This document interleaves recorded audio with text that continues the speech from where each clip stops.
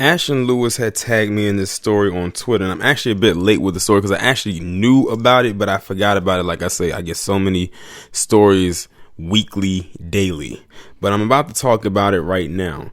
And this is another one of those stories where it's another one of those us versus them situations. And this time it involves a firearm, a legally owned firearm, might I add. So in this picture, you see a picture of a man by the name of Roosevelt Twyne. Or Twyne, I'm not exactly sure how his last name is pronounced based on the spelling, which is Twyne. And he's a 25-year-old from New Jersey, and he's a security officer. So that lets you know right there that he actually is licensed to own a handgun, depending on, some security officers don't have a handgun, but he is the exception. He does have one, and he legally owns one. Well, he was just recently harassed because they tried to claim that he was owning an illegal firearm, and they tried to arrest him and all types of BS and things of that nature. I keep telling y'all, racism in the North is rampant. If you haven't figured that out by now you know. So I'm going to go ahead and read this article coming from the Atlanta Black Star. A New Jersey security officer is fighting with what his attorney says are bogus charges for carrying a licensed gun and ammunition the state has said is perfectly legal. Roosevelt Twyne, age 25, was arrested during a traffic stop last month after Roselle Park police accused him of illegally carrying a firearm and being in possession of hollow point bullets. The Washington Free Beacon reports. Twyne was initially stopped for the tint on his windows, and he soon found himself in police custody. He was arrested for the hollow point ammunition, the man's attorney Evan Knappen told the outlet. They then claimed he was transporting his handgun illegally. He had a permit to carry a handgun. The law makes clear it's illegal to transport unless you're licensed pursuant to Chapter 58. And that is precisely what a handgun carry permit is. Twyne was headed home from work when police stopped him February 8th, recalling the incident on Monday edition Fox and Friends. The New Jersey man said he informed the officer he had his firearm on him. He asked for me to repeat that, or do I have anything to prove? Twyne explained. I told him yes. I gave him all of my credentials, carry permits, license, and again informed him I'm just coming home from work. I live a block away. I'm right there. Despite complying with everything the officer asked me to do, Twyne was instructed to step out of the car and just got arrested from there. Roselle Park Police addressed the incident in a statement saying an arrest was made after it was determined Mr. Twyne wasn't in compliance with the specifications of the law pertaining to the lawful transportation of the firearm. See, they always try to get you with that non-compliance BS. If they can't get you with the non-compliance thing on the resisting side, they'll get you now with the non-compliance with the carrying of a legal firearm, which, to be honest, is my first time ever doing a story, to my knowledge, of something like this. But they can let all. Do I even have to go into the comparison, or should I say more so the contrasting? Let's see. Knappen has called BS on the erroneous charges, however, arguing his client had jumped through hoops to obtain a state carry permit and gun license. The attorney also pointed to the New Jersey State Police website where it explicitly states the ammo in question, polymer tipped Hornady critical duty bullets issued by Twyne's employer aren't considered hollow point ammunition and are legal to possess. Knappen said the charges were the result of the New Jersey stringent gun laws, which some conservatives consider to be the toughest in the U.S. That doesn't surprise me because I've heard the gun laws up there are just absolutely locked tight, especially in the state of New York. What's happening here is the befuddlement of New Jersey gun laws, he told Fox News' Steve Doocy. You hear a lot about victims of gun violence. What we don't hear about are the victims of gun laws. The laws being so convoluted and so messed up in terms of trying to do the right thing. Twyne said his life has been upended by the incident, adding that he's been placed on suspension at work due to the pending charges. See, now they have affected this man's livelihood in order to make a living. But look at how fast his job put him on suspension.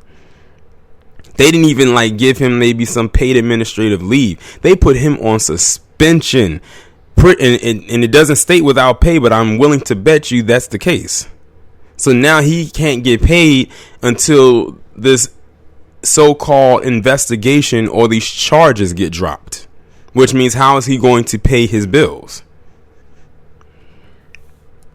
It's a little hard right now trying to find something to keep me on my feet right now, he said. And especially with all this stuff going on with this virus, it's going to be pretty tough. And it's crazy because they said this happened on February 8th and it is now March 14th. So this man has been, if this is very recent as I'm reading this article, this man has been out of work for a while. The New Jersey man and his lawyer said they won't give up in getting the charges against him dismissed. He's done absolutely nothing wrong, Knappen said. He's absolutely within the law. We're hoping that the state comes to their senses and sees that this isn't the person they should be prosecuting. Twyne's case will be heard next month in the New Jersey Superior Court. And this article was posted on March 11th. So if this is a currently dated article, then that means he won't be able to have his case be seen until April, which means he's going to be out of work for well over 2 months. That is some BS right there, for real. But it's another one of those things where even as a black person who is legally carrying a firearm, there's always going to still be speculation or some kind of loophole in there somewhere saying that you shouldn't own the firearm. Now, one thing Ashton had pointed out to me when he sent me this article is he said the similarities between this and Philando Castile. The only difference is, unfortunately, Philando Castile was murdered in his car next to his girlfriend with her daughter in the back seat, like right behind him. And that was the same thing. Like, he was trying to produce that he had his firearm. He had his papers and everything, and it was a legal firearm. After, what was his name? Geronimo Yanez, I think that was his name, had asked him for it, and he was going for it. And then that's when he tried to say, he was like, hands where I can see him, stop complying, stop resisting, or whatever it was. It was basically a trick.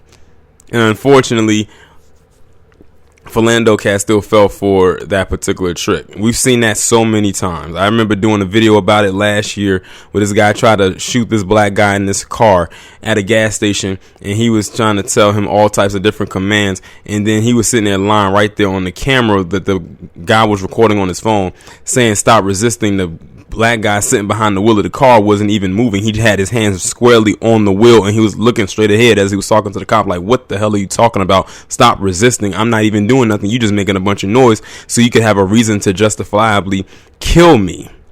Because he was the only cop standing right there, and his partners were tending to whatever else was going on in that parking lot at that gas station. Some of you may remember what video I'm talking about. It was a couple months ago. It wasn't way into last year. It was probably somewhere like in October, November, right around that time when I did it. But yeah, I hope that this man is able to, that he has some kind of financial support. And get this, I was actually shocked to find this out. When I was looking up the pictures, to use for a thumbnail to do this video, guess who's supporting him? The NRA, the National Rifle Association. When I saw that, I was absolutely shocked and surprised, because we know how the NRA gets down, especially with black people and firearms. And speaking of Philando Castile, they never once came out in defense and tried to support him after he was killed. Like, when we was looking like, where's the NRA? They were nowhere to be found. It was just like crickets. You could hear a mouse scatter across the floor. But I was actually shocked to see that it said the NRA stands with Roosevelt Twyne. So I was actually shocked and surprised that they actually were supporting this man, considering their history.